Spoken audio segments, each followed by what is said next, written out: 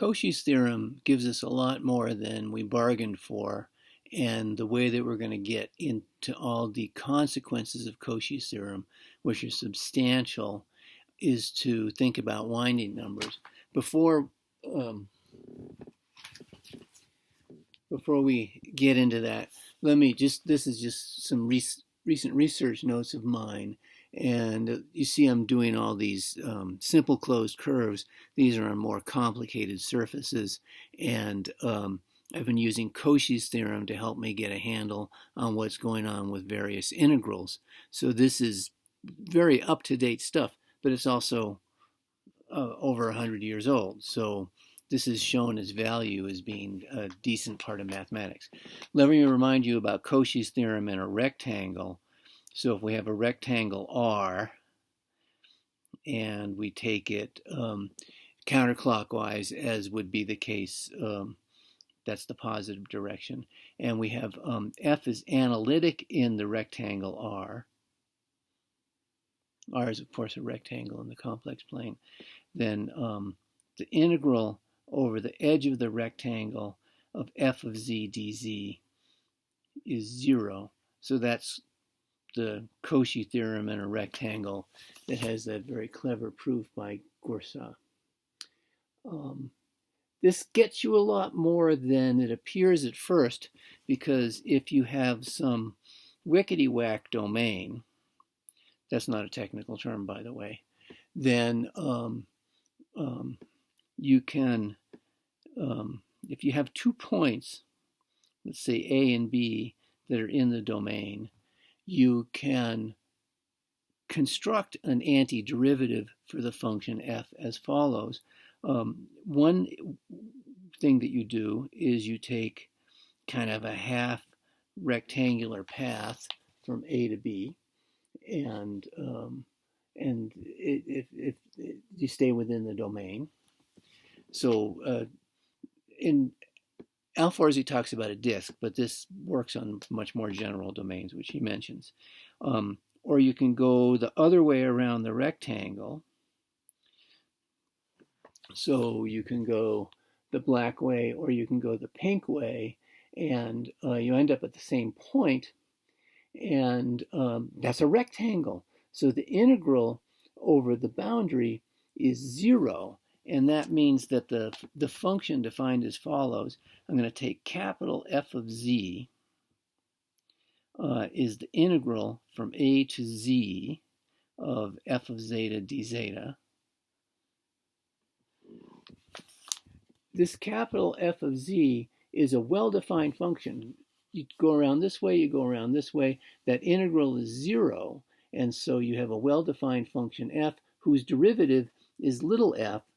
Well, that means by the complex version of the fundamental theorem of calculus, if something is the derivative of an analytic function, then the integrals are 0. So it doesn't matter which way you go from A to B or A to Z or A to Z, depending on which country you're in, you're going to end up with the same value. So you get a well-defined holomorphic function. And so that means that for any path in this wickety-whack region, the integral of little f is 0. Okay.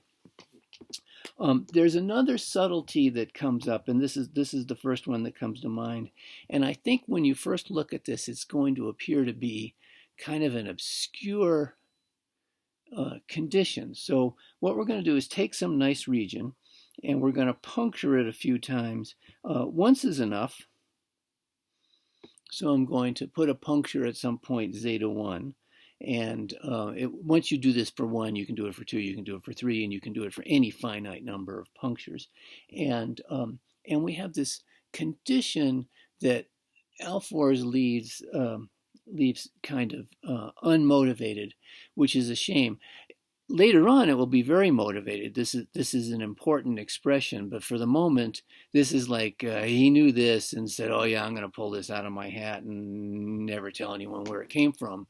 And so here's the condition: limit for z near zeta 1, not goes to, it's not going anywhere, it's near, of a little product z minus zeta 1.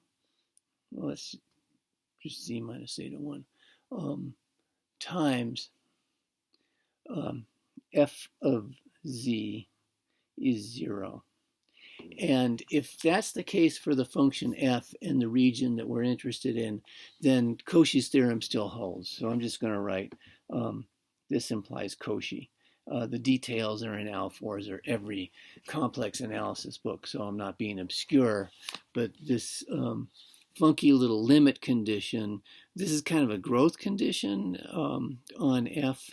If you can satisfy that, then Cauchy's theorem still applies to f, even though the region may not be like a nice disk or something. And so there's the situation. Okay, so this gets used in some proofs about winding numbers, Cauchy representation formula, Cauchy integral formula, and so it's important to talk about it. And it's not just used for that. This will come up later. Okay, so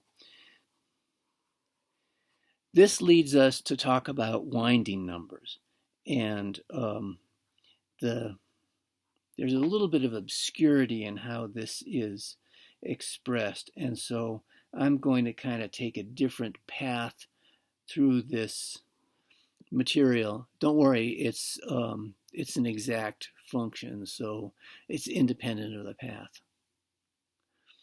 And so we've got this winding number concept, and I'm just going to write down the definition.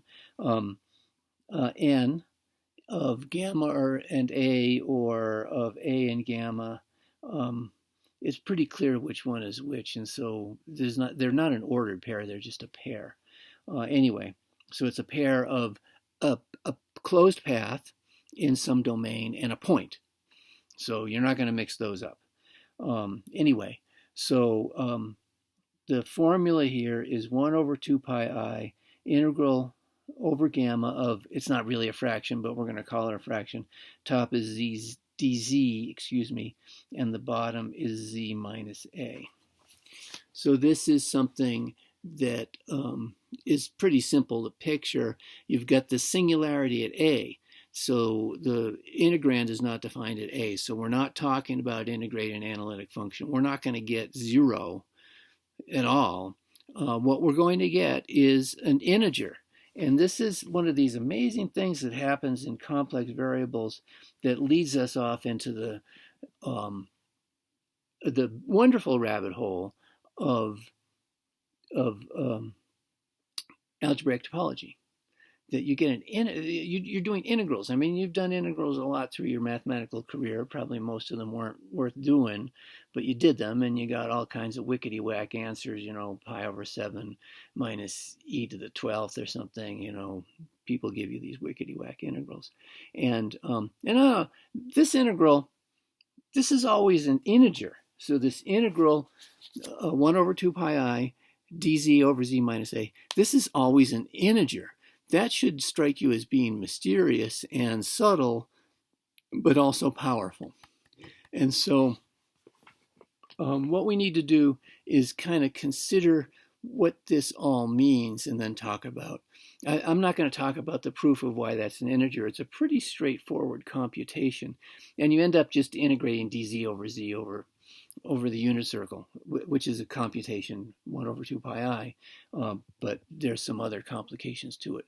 So the thing is, when we look at the path gamma, so let me give us a path gamma to work with, and it's kind of a fun one. It's like a cardioid or one of those, things that you get graphing, like r equals 2 minus sine theta, things like that. Okay, so there's the path gamma. I've indicated its orientation.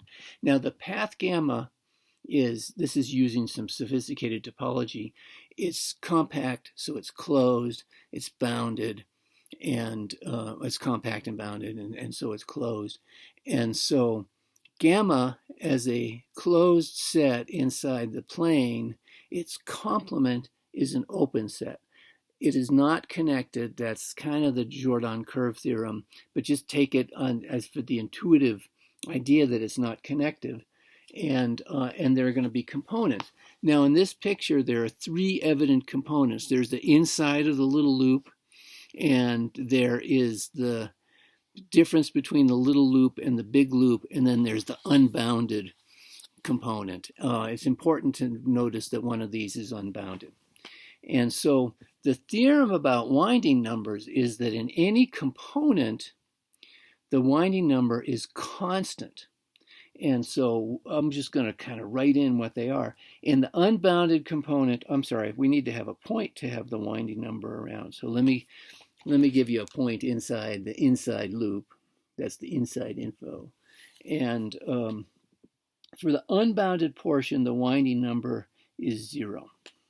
And so, so if you have a path in the unbounded portion, it doesn't surround A. That seems obvious, although the subtleties involved can be quite striking. So we'll just kind of go with that for now. Now, there's another region, which I'm now going to color, and this is I'm going to call this the 1 region, because in this region, well, I'm sorry, yeah, we'll see what goes on. Okay. Anyway, there's a region, the winding number is constant, and then there's a third region here, a third component, I should be saying, where the winding number is constant. So we get different values of winding number for things in these various things. Okay. So the idea that this winding number is constant, so I'm just going to write constant in each component.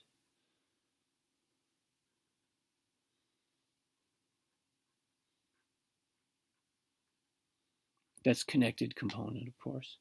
And the reason that it's constant, there's an argument in alphors, and it goes this way, but I think it's easier to understand if you go this way. So here's the situation. I'm going to skip the 2 pi i's because they don't materially affect what's going on. But we want to compare the integral of 1 over z minus a with 1 over z minus b for a couple of points. So I'm going to take some points a and b that are in the same component, and I'm saying that the integral of 1 over z minus a is the same as the integral of 1 over z minus b, and so that's the same thing as saying, that's the winding number, is saying that this integral is 0. I'm writing it down, and then you can see what I wrote down. So that's what we want. Remember, when you're writing a proof, when you have the thing that you want, say that you want it. Don't just write it down. That means you're asserting it. So say, oh yeah, this is what I want. This is what I want to have happen. And we're grown-ups. We've done partial fractions. So we recognize this as the integral, this is all over some path gamma, of something a little complicated. We're going to take the log of a fraction and then take its derivative. And so the top of the fraction is z minus a, and the bottom of the fraction is z minus b. And so what we're going to do is look on this at this on a line segment between a and b. So there's the fraction. You've done enough partial fractions decompositions that you recognize that that is the case. It's the derivative of that, and there's a line segment, and you're going to say, well, wait a second, what about these? Where'd they go? Here they are, a and b. What about these 2 points? I need more than a line segment. No, you don't. You need a finite number of line segments, blip, bloop, blob, between them. And so if you can do if the integral is the same, or 0 along here, and along here, and along here, it's 0 along there, composite them. And now this is, I'm going to take a more geometric view of what's going on here. This is like integrating the derivative of log. And we got a problem with the derivative of log because log is not well defined unless you restrict yourself to a principal branch. And this is the simple version of what's gone on here. What we have here is we've shot b off to infinity, and we've shot a down to 0, and so there's a segment there that is like an axis And as long as the curve does not meet this line segment here, the transformed curve is not going to meet the transformed axis. You have a principal branchal logarithm, and so this is the derivative of an analytic function. So that's a hand-wavy argument, but there's a lot of insight in it. So think about it again. Shoot B off to infinity, shoot A to 0. Now you've got a segment that is missed by the curve. And so, because you're staying in one component. That's what it means to stay in one component. The curve misses that segment. Well, if you miss a whole segment that goes out to infinity, you can have a branch of the natural log or of any log. And that means that this integral is 0. You're integrating a derivative, and you've got an analytic function, and that integral is 0. So this is our first insight into winding numbers.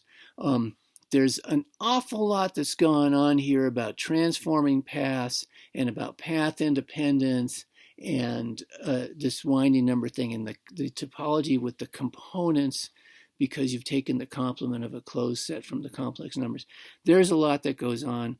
It's in Alfors or any of the standard books, but it's important to wrap your mind, no pun intended, around the idea of these paths and what's going on. So let me remind you again, this comes up in my research, and so obviously I think it's important, but it's useful for a whole bunch of other things, and so it's definitely worth some effort to try to really master.